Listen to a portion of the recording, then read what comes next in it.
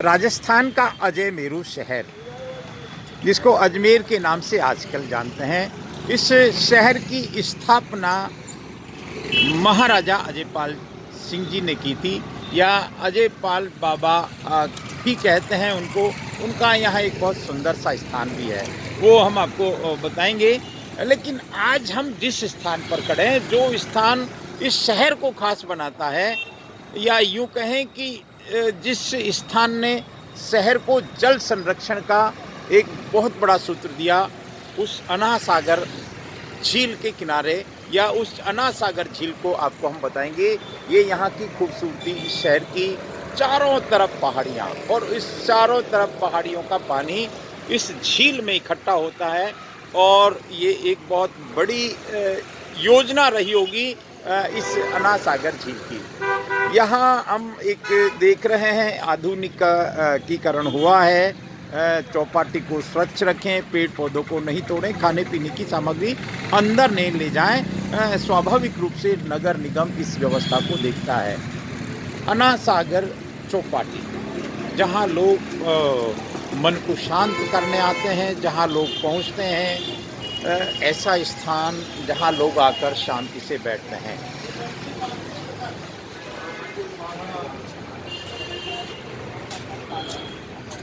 अना सागर झील, हमने आपको पिछले कुछ अंकों पहले फतेह सागर झील को बताया था। लगभग वही नज़ारा, लगभग वही दृश्य, थोड़ा बहुत संशोधन हो सकता है, कोई परिवर्तन हो सकता है, लेकिन लगभग वही नज़ारा। चारों तरफ पहाड़ियाँ, और इतनी पहाड़ियों पर बरसने वाला पानी स्वाभाविक रूप से बहुत ज़्यादा होता है। यहाँ जलचर जीव क्रीड़ा करते हुए हमको दिख रहे हैं, और बहुत सारे लोग इस चौपाटी पर घूमने आते हैं। इस झील की, जिसको बनाया, कहते हैं 1000 साल पहले ही इसको बनाया।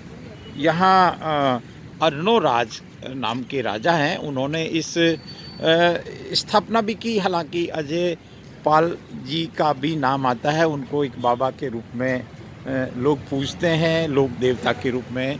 उनके बारे में आज हमको एक बात, हमको यहाँ कुछ नगरवासियों ने बताई कि अजय पाल जी भी बड़े कमाल के संत थे, कमाल के राजा थे, और वो टैक्स के पैसे का कभी उपयोग नहीं करते। वो बकरी चराते, उसमें कुछ जो कमाते उससे अपना खर्चा चलाते। ये ऐतिहासिक लोगों की हम भारतवर्ष में इस तरह के दृष्टांत सुनते हैं। यहाँ आज हम आपको अना सागर झील, अना सागर तालाब कहो, अना सागर, इसको बड़ा बांध कह सकते हैं।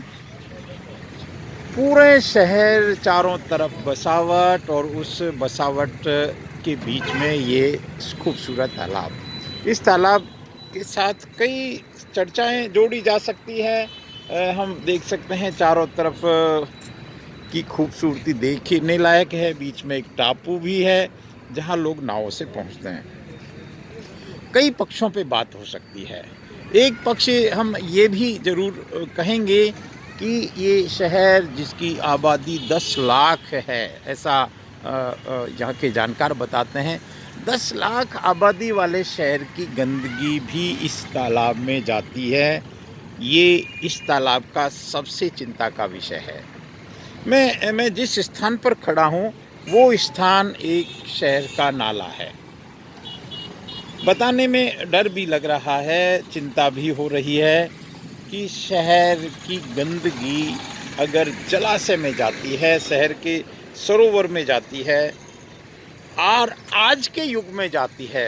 यहाँ के किसी वरिष्ठ अधिकारी से जब मैंने अभी फ़ोन पर पूछा कि सर, क्या सच में यहाँ शहर की गंदगी जाती है, तो उन्होंने तो यहाँ तक कह दिया कि भाई ये कुछ भी हो, पर सच में गंदगी जाती है।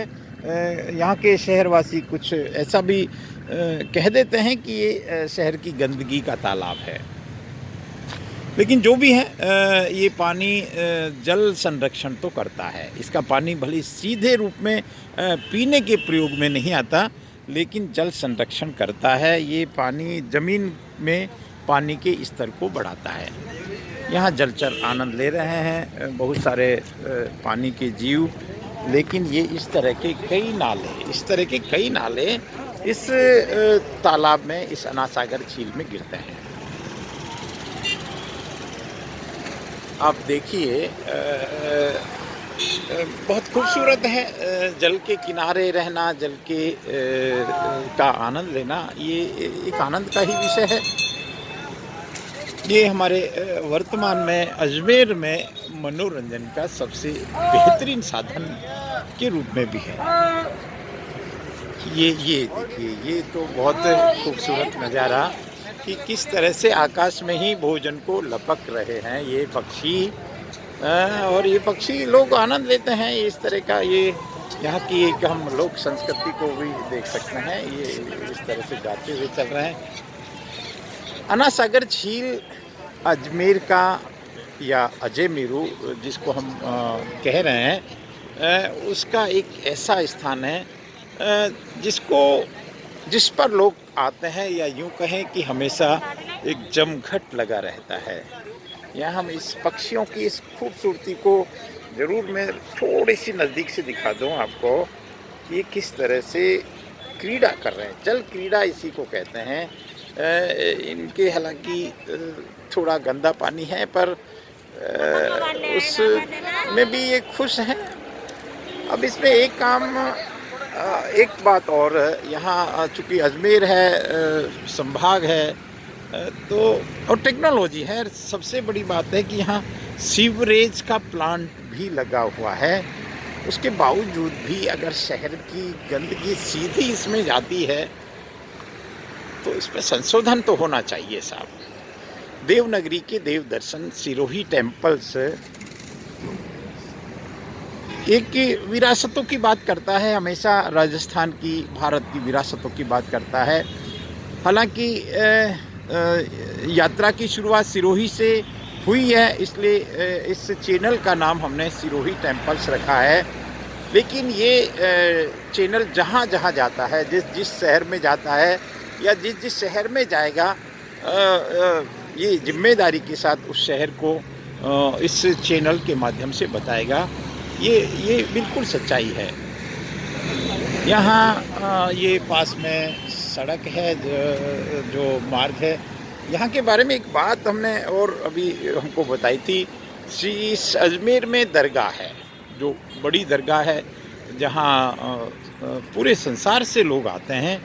और जब भी कोई दरगाह में जाता है श्रद्धालु, तो इस अना सागर झील में स्नान करके जाता है। हम जिस तरह से हिंदू संस्कृति में पुष्कर जी को एक पवित्र स्थल मानते हैं, और पवित्र है भी, उसी तरह से अना सागर झील में आते हैं जो दरगाह पे पहुंचने वाले, यहाँ स्नान करते हैं। इस जल को लेके जाते हैं अपने साथ में, मतलब इसको पवित्र मानते हैं। जल सच में पवित्र है। इस बात को कितना भी लंबा हम कह सकते हैं, लेकिन अगर मैं यहाँ से बात करूँ, बड़ी बड़ी इमारतें जो इस बात के लिए फेमस है, बड़ी सिटी महानगरों की यही खासियत होती है। मैं मेरी बात को विराम दूँ इस बात के साथ। देखिए, मैं राजेंद्र नरू का एक प्रयास है, इसको वैसे हम तिहरी प्रयास कहेंगे। इसको हम कोई भले ही, हम विशेषज्ञ भी नहीं है, हम कोई इतिहासकार नहीं है, हम कोई बड़े कलाकार भी नहीं है, लेकिन हमारे भाव हैं कि हम आपको हमारी उन विरासतों को बताएं, हमारी अपनी विरासतों को बताएं, जो हमारे शासकों ने, हमारे यहाँ के पूर्व शासकों ने, क्योंकि राजस्थान में तो शासकों का एक महत्व है। ये अलग बात है कि राजपूताना, फिर मुग़ल काल, फिर सारे काल आते गए, फिर अंग्रेज़ों का शासन, और उसके बाद में ये प्रजातंत्र जो हमारा अपना शासन है। धन्यवाद। आप इस चैनल को लगातार देख रहे हैं, आप इस चैनल को लगातार एप्रिशिएट कर रहे हैं, आप इस चैनल को लगातार हमको प्रेरित कर रहे हैं।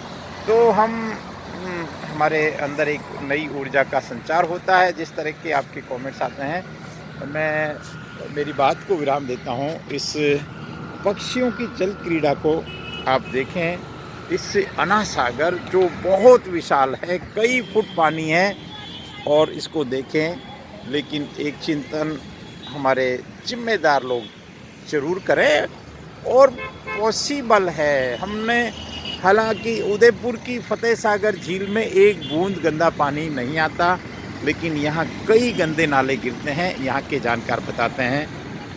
आप देखते रहें देवनगरी के देव दर्शन सिरोही टेम्पल्स को। नमस्कार।